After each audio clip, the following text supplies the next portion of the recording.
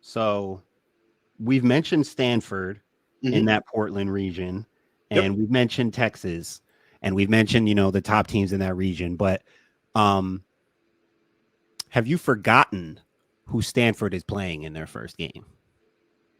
They're playing. Who are they playing? They're playing Norfolk State. Yeah, that's right. So I'm going to call this do not let.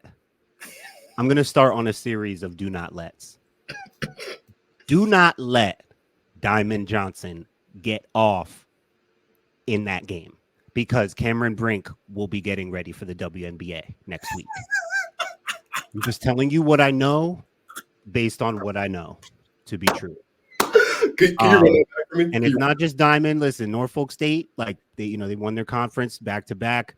That coach, he looks like he knows what he's doing. They have other good players as well. It's not just Diamond, but Diamond Johnson. For anyone who knows, she's been on the show. She's in the intro of this show. She is.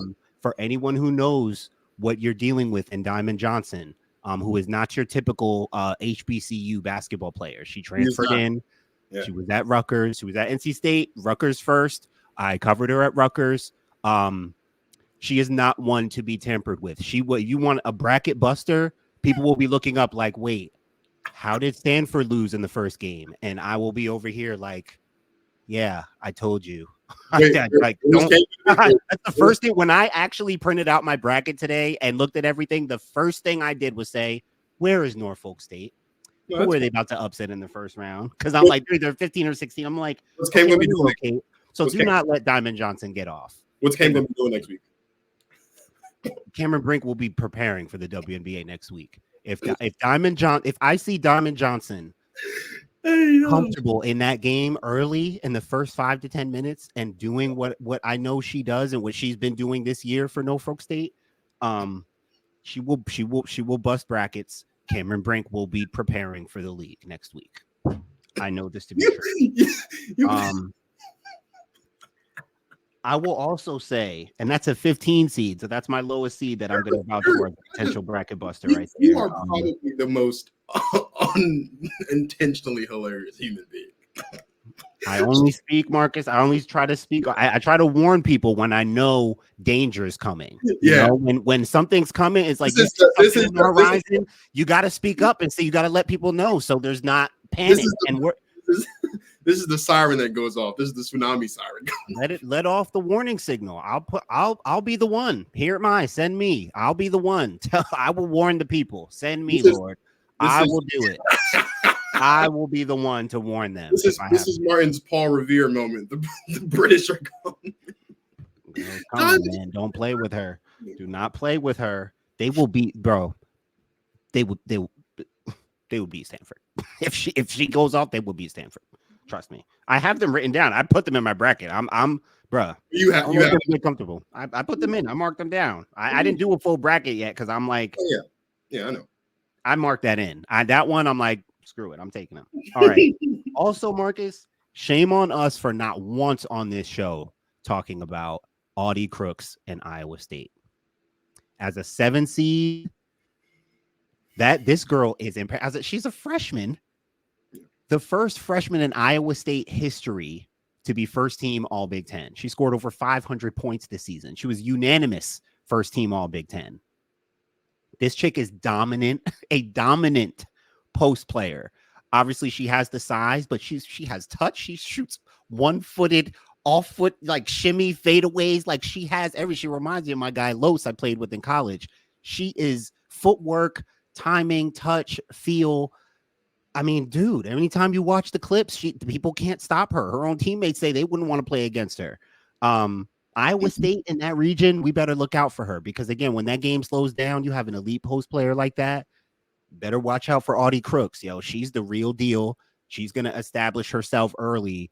And I just think with her strength and her feel, we're gonna see her be special. We're going to see some special players in this tournament, Marcus. There's going to be some special performances like the ones we know about, and we'll see them. We'll see Paige, we'll see Juju, Hannah, Caitlin, Angel. Like we'll see them. We know Madison Booker, Alyssa Peely. There are plenty of names that keep being elevated that we've seen and we'll keep seeing. but there are a lot of other girls out here too that are going to have some special performances from mid-major programs and lower seeded programs. We're going to see some special talent. So I'm going to say Iowa State, Audie Crooks, they could do some bracket busting. And then last one, do not let Deja Fair at Syracuse get comfortable in this tournament, because they are another team that, led by a girl like her who's a flamethrower, who will get hot. Deja Fair, Lord have mercy. And they could see UConn. I would love to see that. That's one of my top that's one of my top matchups to see, potentially. I want to see Syracuse UConn. That would be fire, because Deja Fair, she will have a couple games where people will learn her name and learn better what she does, because as crazy as she is on the floor and the stuff she does, people are still learning about her. So I'm gonna say Deja Fair and Syracuse as another potential bracket buster. That's fair. And then of course, last one, you mentioned it briefly, you gave her the respect, but you already know my money's on Hidalgo every time. Do not let Hannah get another crack at South Carolina. You put it well. You gave them the respect. You said they're not the same team, and they're not. They still may not have enough for a South Carolina, but it is a new team. It is a new team. Neil Ivy, as we've been giving her so many flowers on the show, she's doing an excellent job. I believe they would game plan the way that they've been game planning, just with their roster. That the way that roster has fluctuated all season, and the way they've still been able to win and maintain and stuff. I mean, they would give South Carolina a brand new game. I believe that. But don't give Hannah another shot at it. Don't do that.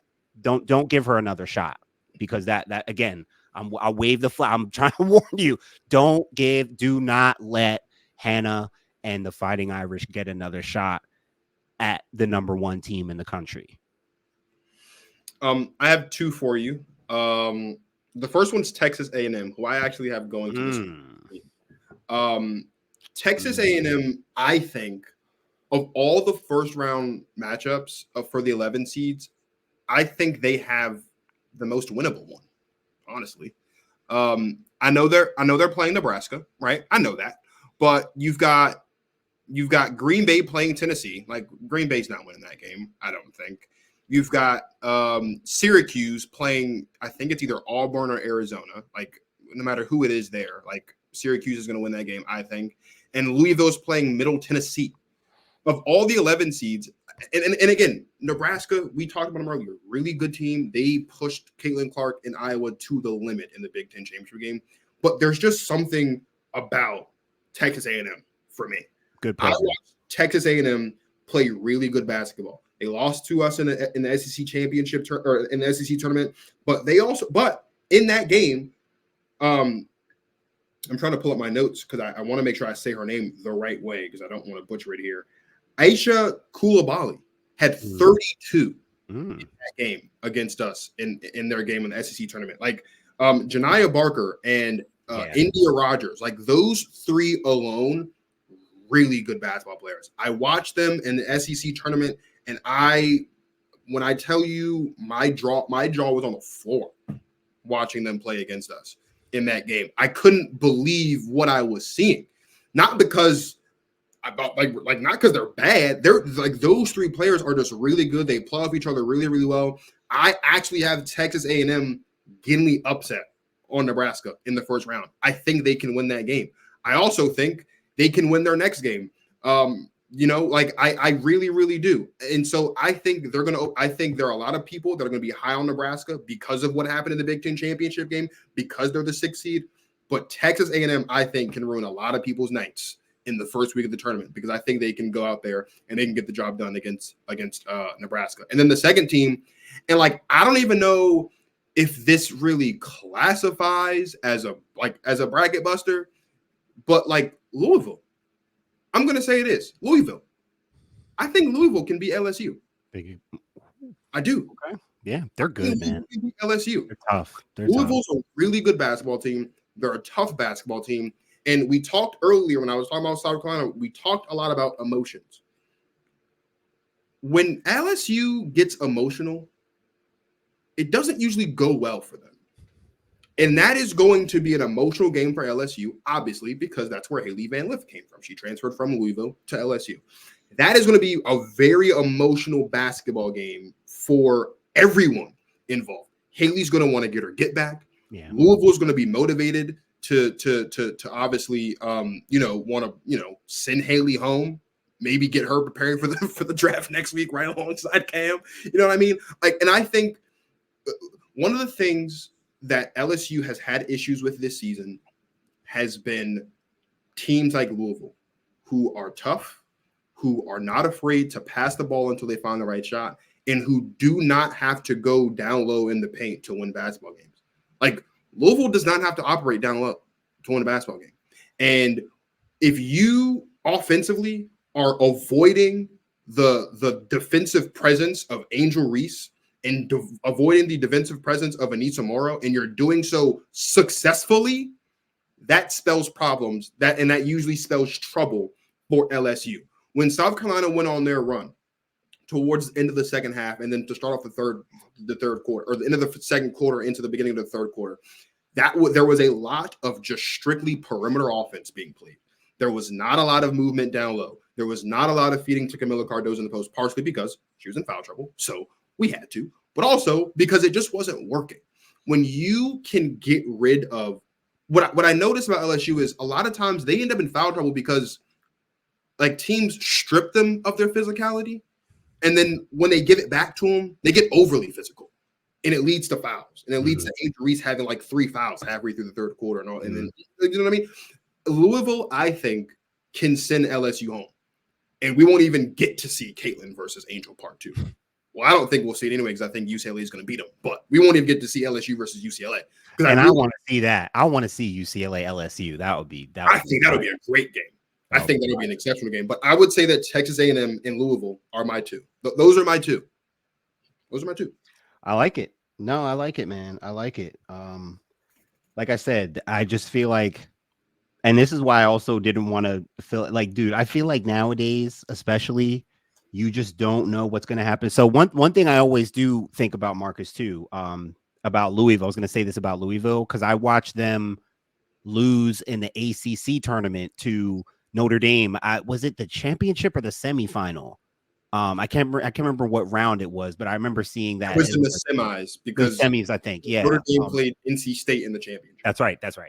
And I mean, Louisville gave them a game. It was a great game, and I always think back on teams and how they lost in their conference tournament and watch them as they go into the NCAA tournament. And I tend to think that teams that lose the way Louisville lost to Notre Dame in the ACC tournament, not that it was like they got robbed or anything, but it was just, it felt like they really felt like they could have, they could have won that game.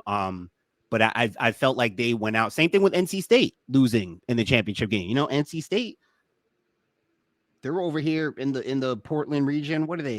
They're a 3 seed down there. They're with Texas, Stanford, and Utah in the crew down there. Yep. Yeah, I mean, you know, NC State, they could make a run. That region is really interesting between Texas, Utah, NC State, Stanford. Like I said, you got to worry about Norfolk State. You got Tennessee. Gonzaga's won 30 games. Like, and this is why, bro, I stopped doing brackets because, like, until people start paying me to actually watch these games where I need to watch them, like, there could be a girl on UC Irvine or Green Bay or Chattanooga or Eastern Washington that we just don't know about that's about to come out here and show us exactly who she is, because that's the way the landscape is right now, where we just don't know about girls unless we're at freaking Middle Tennessee or Drake or Kansas State or Portland. Dude, I promise you the talent is more vast than even people like us realize. And I just look forward to getting the game started and getting all these storylines and players that people are like, oh, where'd she come from? Where'd she know about? And I love that, because then people who've been covering these teams are like, yeah, we've been watching this girl cook all year, and now y'all are just finding out. So I promise you, this thing is about to go crazy, man.